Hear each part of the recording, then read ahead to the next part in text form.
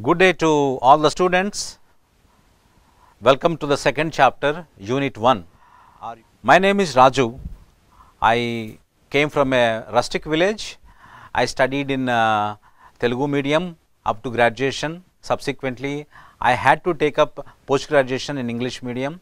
I had a challenge which I faced, and today I am here only because of the challenge which I faced in taking up the English medium post-graduation. After that, I have done 25 years of working in various industries as a HR and OD head. Today, I am standing before you because I am passionate about facilitating learning. And when it comes to learning, I would say that all the principles of management, models of management and the processes of management have actually been stemming out of two particular aspects, which were rather concepts which were not taught, rather which will not be able to be taught by any university. One is common sense, which is commonly not found in any for example, any aspect of confrontational life or a situation where people will be possessed by the anger and all other kinds of emotions. The second one is righteousness. We call in our country, it is called dharma, which has nothing but Sanatana Dharma. So, these two concepts, one is common sense, the other one is righteousness, are not taught in any course. So, our BBA in rural management is not an exception to that, because for the simple reason that these two things are to be learnt, to be acquired, to be experienced, and through the process of living, being and becoming. So, my dear students, I welcome you to this second chapter, Unit 2, Module 1. We will be talking something about the foundations of management and entrepreneurship. The objectives of this chapter, as has been mentioned over here, are to understand the various functions of management and their interrelations. To gain conceptual clarity, I would like to focus on the word conceptual clarity, because once you are very clear about the concept, you will be able to probably do so much justice while implementing or translating these concepts into real life situations.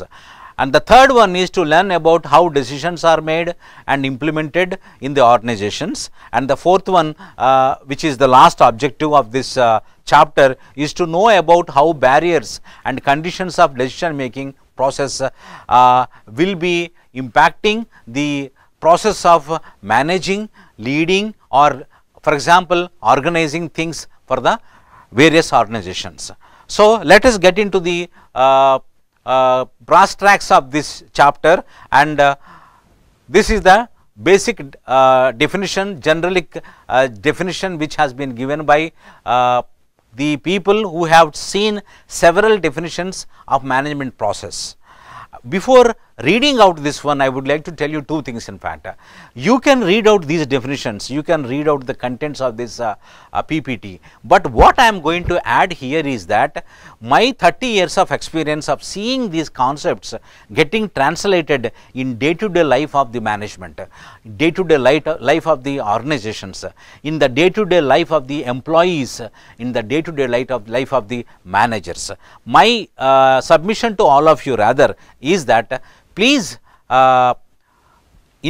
understand and try to get some insights while I am talking about sharing my experiences of seeing these concepts in real life situations.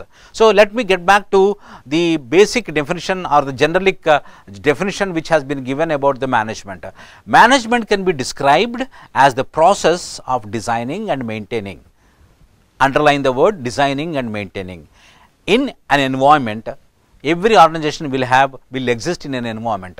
Each environment is different. For example, in a controlled environment where SEZ is there, special economic zones are there. There, the organizations cannot do certain things which are being done by organizations outside the SEZ. So, that environment is very important for an organization to be contextual, to be relevant to the context. And in that environment, individuals working together in groups work efficiently to accomplish predetermined organizational objectives. if you see the small picture I have mentioned over there, if it is a risk management process, how that is going to be, that is also management. When you manage risk, what are the things that you will be doing? That one, identify risk, measure the risk, what kind of risks are there, I mean to say measure the impact of the risk. If the risk was taken, if the impact is going to be on the organization in financial terms, how much is going to be the financial impact, and when you say what are the kind of solutions that you can get to mitigate that kind of a risk is to be seen in that. And when you implement a solution, having fully known about the calculated risks and the solutions to avoid or mitigate those risks, you need to implement the solution. Having implemented the solution, you have to monitor the results. Having seen the results, probably you may find a different risk altogether, or risk gets mitigated, or risk get mitigated only half of it. So, the remaining half will have to be mitigated. For that, again you have to identify what are the factors behind that one. So, this is a kind of a simple example of how a management process works and looks like when it comes to risk management. Let me get back to some of the formal definitions which have been given by persons like Kunz and O'Donnell. They have opined that the management involves, the process of management involves the creation and maintenance of internal environment in which workers or the employees work together. You may wonder why you are differentiating workers and employees.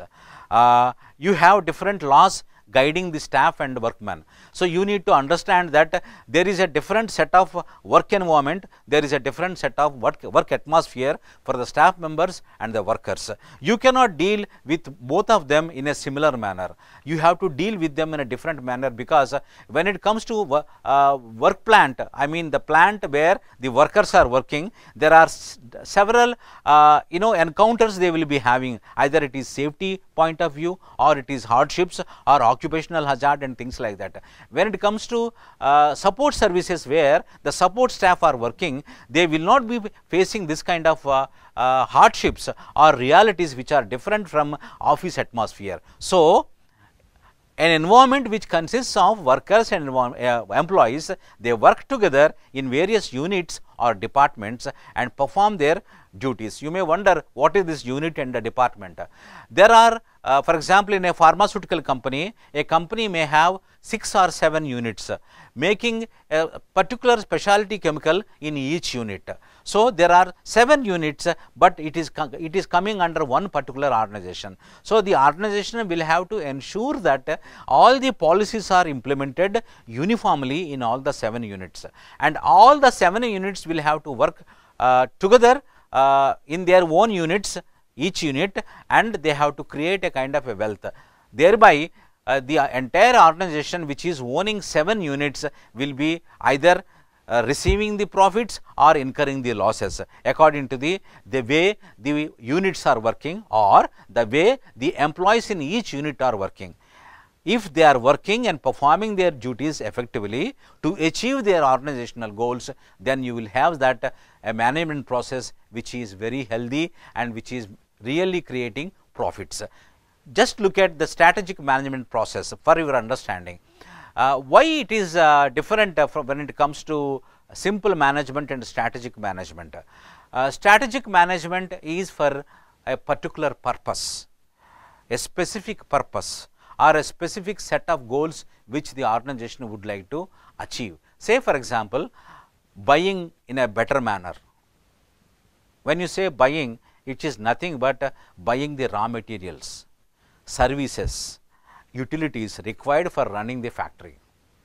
When the management would like to have a very strategic management process for this particular function called buying, which is coming under supply chain management, what is that the management is looking for? It is looking to 5 things. One is, what is the current situation, how the buying is taking place, and it will analyze organizational and external environment in which the buying is taking place, and it will develop new strategies in addition to the existing strategies of buying, and then implement these strategies in a manner which are going to give results. Then having implemented, it will evaluate the results. This is a simple way how a strategic management process looks, if it is for buying the products and services or materials for a manufacturing organization. I hope you have understood that management process is every day happening. It's a process, means it's a continuous process which happens every day. Let us look at one more definition which is going to give us some more insights into the process of management, which is Robert Trulli and Newport have given this definition. Management is the process of planning, organizing and controlling the operations of an organization to achieve coordination between human and physical resources required for the effective achievement of predetermined organizational objectives. Underline the words, especially predetermined organizational objectives and coordination between human and physical resources. You have SAP, I mean to say the enterprise solution, or ERP. You have got technology, you have got AI, artificial intelligence, you have got various other automation systems, but these systems will have to have an interface with the human resources who run them. Actually, these systems will have to be run by the human resources. So, when there is a perfect coordination between these systems and the capabilities or the competencies of the human resources which are running these systems, then you will have a perfect management process in place. I hope you have understood that management process, as I have told you in the beginning itself, is nothing but full of common sense, which is seen in action, which is felt in action, which is experienced by all the people. This process has been shown as a model to understand things in a better perspective, in a simple perspective, in a succinct manner, I mean to say crisp and to the point manner. What is it? There is an organization which operates, and organization requires inputs for running the organization. When the inputs are given, the technology that is there, the human resources who are there, and the interface between the technology, machines or systems or processes and the human beings will transform the inputs into output. Say for example, in a paper industry, the bamboos or the wood are collected, they made into pulp. In the process of transformation, a wood will remain as a wood until and unless it is made into pulp, and the pulp will become a fiber. There is a fiber mission which makes a fiber. From the fiber you draw the sheets, and that is what is called transformation. When the transformation happens, what will happen? You will have an output which is sellable, which you will be able to sell at a price according to your convenience and according to the market realities, and you will give it to the external environment. And the external environment will give a feedback to you. I mean to say, when the paper is sold to the external environment like institutions, educational institutions or government offices or the retail customers, I mean the individual customers, which means you and me, when we buy a ream of papers, when we use them for printing things or for writing things or noting things, then we give a feeling that, you know, this paper is absorbing ink, this paper is not good, this paper thickness, it's called measured in GSM, is not good, it has to have more GSM kind of a thing. So, that is the kind of an external feedback you will be getting from the customers, and it feeds back. When you say feedback is nothing but it is feeding back into an organization in the name of inputs. Again you get inputs from the market, and these inputs are again added into your transformation process, and again you produce the output. This is a cycle. This cycle is a continuous cycle which is happening in an organization. You, when you become a member of an organization, you will become part and parcel of this cycle, and you will be running a similar cycle, a mini cycle within this cycle to understand things in a better manner. So, this is what is called input and output model. Let us understand further about the practice of management. In 1954, by Peter Drucker, some principles have been given which have been really followed by the management fraternity and professionals. They are basically setting objectives, organizing things, motivating and communicating with the people, establishing measurements of performance and developing people. These are the basic principles of management, and these principles especially have been guiding since ages all the functional areas. For example, if it is human resource management, you will have to set your objectives. If it is financial management team, it has to set its objectives. I mean, each domain of the management will have to go through this process, by meaning they have to set their own objectives and they have to organize things in order to achieve those objectives. They have to motivate the people who are working with them, and they have to create a continuous channel of communication so that whatever is happening is understood by the people, they understand the impact of the results they are getting, and you have to have some measurements. How do we measure whether you are doing the things are right or not? So, you have to have metrics. Measurements are nothing but metrics, and at the end you will ensure that the people participating in this process are being developed, being groomed, being trained, and they will be continuously being developed to achieve the organizational goals and set higher targets and achieve them. So, this is a wonderful process which happens day in and day out in any organization.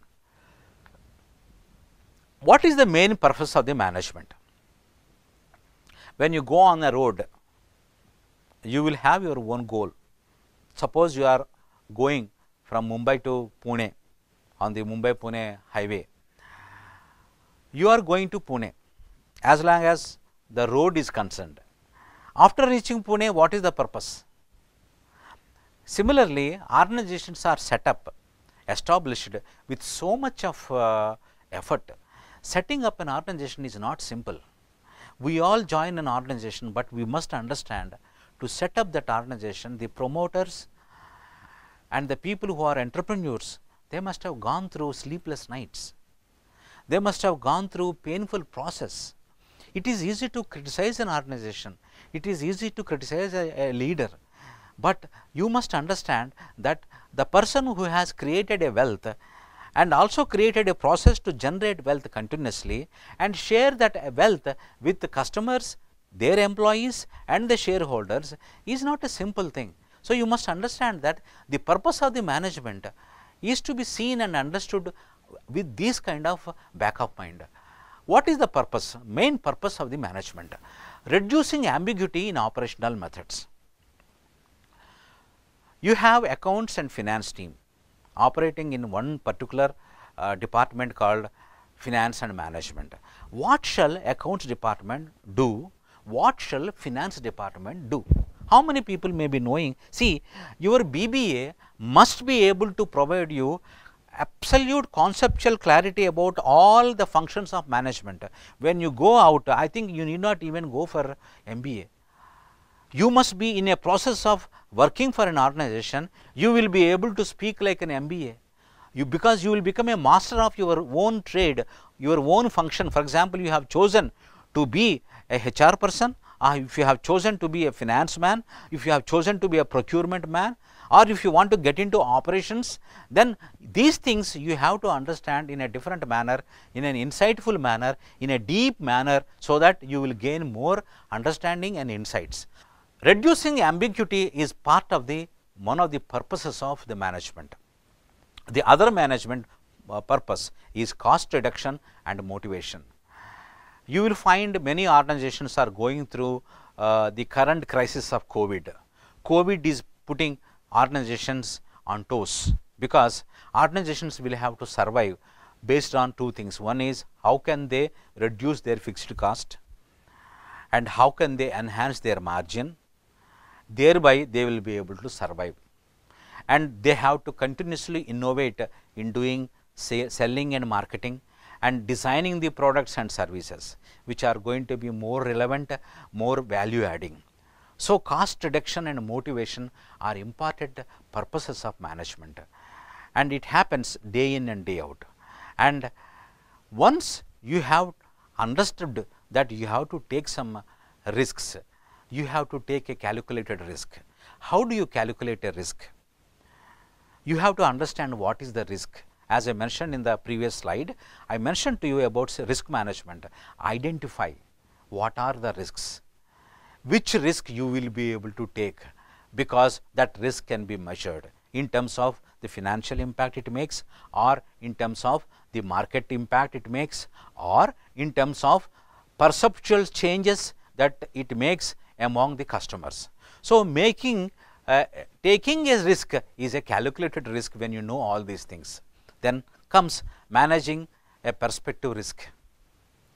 When I say perspective risk is a risk which has been seen with a broader perspective of all aspects involved in that. As I mentioned to you earlier, the risk is mitigatable. I mean to say, you will be able to mitigate the risk. Even if you confront the risk, you will be able to reduce the risk in the process of mitigating it. Then you exercise a good judgment. These are the main purpose of the management. Is it not happening at home also? You also have a risk. For example, when you are enrolling for this course, you must have understood what is the risk I am taking. Why I have not enrolled for a particular stream like BSc or computer science or economics, or for that matter anything. Why you have chosen BBA only? You must have had the same process in place in a different manner. Maybe your parents must have gone through this process. So, main purpose of management is applicable not only in the organization, but also in the personal life. Now, let us understand the functions of management, which are very important. Each function, you would say that has got so much of body of knowledge accumulated over several decades. You will find organizations running on planning. You have a ministry, central government ministry on planning, and you have one particular organization called Niti Aayog, which was earlier known as Planning Commission, but now it has been rechristened as Niti Aayog, which is nothing but doing planning for the entire country. So, planning is such a vast concept. We will be talking about in detail in the time to come, in the slides to come, in the modules to come. Organizing. You have to organize resources, people, technology and delivery to the market, and also you have to pick up the materials from the places where they are being produced for making your own products and services, and you have to staff your organization. I mean to say man. You have several positions: workers, junior managers, middle managers, senior managers, top management. These are all the positions you have to staff, and you have to have a particular cream of people or a team of people who will be able to direct the workers, the junior managers, the middle managers, and even the some top management positions they should be able to direct. And there has to be a concerted effort about coordinating. As I told you, in the case of a pharmaceutical company, there are 7 units. In each unit, all the departments are there. So, how do you coordinate among all the 7 units so that the units perform better, and units will have a seamless activity and coordination and integration, so that it will become a much more vibrant organization. So, coordination is not to be taken in a normal sense, it has to be taken in a strategic sense. I mean to say, coordination is nothing but a strategy, and having done all these things on monthly basis or on a quarterly basis, you have to report to the shareholders your performance, your quarterly reports. What was the quarter and how you have performed in the quarter, how in the previous quarter you have acquired more value, or you were prevented from acquiring more value, how you have felt about your customers, how you have felt about the market realities and the challenges. All these things you have to report. So, reporting is a very, I think, niche management activity, because that which is expressed is impressed. That which is not expressed cannot be impressed. In the functions of management, these days reporting has assumed huge importance, and it is being equipped with so much of technology and other aspects. There are people working on especially reporting. There is something called MIS, Management Information System. There is a team called MIS which is reporting the activities and the results of the management. And having done all these functions, you have to budget for the next quarter or the next year. Budgeting is nothing but anticipating what kind of expenditure you are foreseeing and what kind of things you would be requiring to run the organization. I hope these functions you must be seeing in organizations as you join the organization, or you must be hearing about these functions when you are discussing with the people who have been already working in their organizations, either at your home or in your friend circle. Montana and Chernow outline 3-step result oriented process for planning. Now, we are discussing each function in a broader perspective manner. I mean to say, each function we would like to discuss and give some more details about it. Choosing a destination, evaluating alternative paths, deciding the specific action plan is also part of the planning. The major characteristics of planning in organizations include: planning will result in considerable increase in organizational efficiency and productivity. Suppose you have had 3 missions to produce 100 things. Over a period of time, these 3 missions shall be calibrated in such a manner that they produce not necessarily only 100, they produce more than 100. Because when you set a work process over a period of time, it acquires efficiency. Reason being the experience of doing things, people interfacing with the mission, people manipulating with the mission, people operating the mission, people knowing the knacks of operating the mission, and these things will be increased over a period of time. When you do a perfect planning, and you will certainly be enhancing the operational efficiency and productivity, and planning certainly will reduce risks. Risks are many in organization. It can be quality risk, it can be a risk in the market, the competition is very high, people would like to go for less price, they may not be looking at the quality. But how do you communicate quality to the customers? Because customers at the end of the day would like to have an enduring service or an enduring product. When I say enduring, means for a specified purpose for which the product is purchased, it shall last that period. Otherwise, the product will lose its absolutely no value and no significance. So, you must understand these risks. The process helps achieve maximum efficiency with the limited resources in fixed time frame. I mean to say that all these things will happen in a time frame. Unfortunately, time is one resource which is abused thoroughly in our country, not only in our country, in the world, because people take it for granted.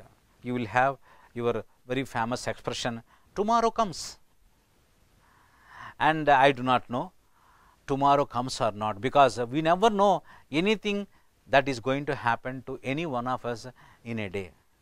Tomorrow comes is our expectation. Tomorrow may not come. I mean to say, I am not talking anything inauspicious. I mean to say that you may not have an opportunity tomorrow. When you have an opportunity today, grab it, explore it, utilize it. Let us revisit the objectives of this chapter so far achieved in this course. Okay. We understood that what is management process and its definitions. We have given some definitions. What is input output model? I have explained to you in the perspective of an organization which is manufacturing. What are the purposes of management?